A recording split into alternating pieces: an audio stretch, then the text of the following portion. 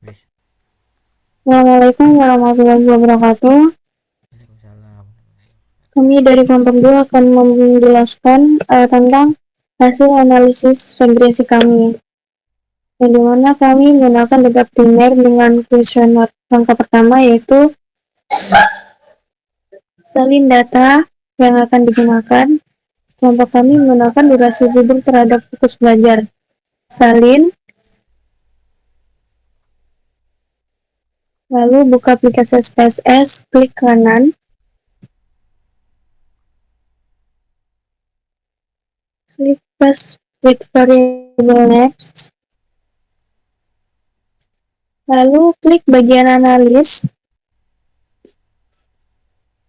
klik regression atau biasa disebut juga dengan regresi, lalu pilih yang regresi linear.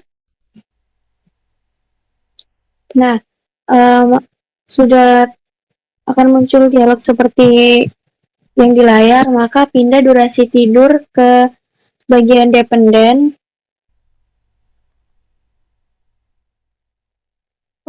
Fokus belajar di dependen, maka durasi tidur di variabel independen. Lalu klik OK,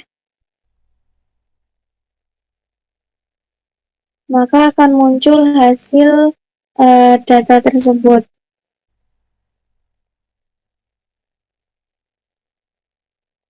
Selanjutnya akan dijelaskan dengan teman saya. Interpretasi pada variabel interrupt atau remover dapat kita lihat bahwa variabel interrupt menunjukkan variabel-variabel yang ada pada analisis regresi, yaitu variabel Y terdapat pada fokus belajar mahasiswa dan variabel X terdapat pada durasi tidur. Pada kolom variabel remover memang tidak kami gunakan karena kolom tersebut diisi oleh hasil variabel yang tidak digunakan dalam hasil data atau yang tidak diinginkan. Kemudian, berdasarkan hasil analisis regresi yang terangkum dalam model Summary, terlihat bahwa adjusted R-square senilai 0,115 atau senilai 11,5%, yang artinya variabel independen yaitu durasi tidur sebagai X mampu menjelaskan bahwa variabel dependen fokus belajar sebesar 11,5%, sedangkan sisanya 88,5% dijelaskan oleh variabel lain di luar model. Baik, selanjutnya berdasarkan hasil analisis ANOVA yang dimana diperoleh nilai F sebesar 5,918 dengan tingkat signifikan atau biasa disebut dengan SIG sebesar 0,020. Nilai signifikansi ini lebih kecil dari 0,05 yang berarti bahwa hasilnya itu signifikan secara statistik.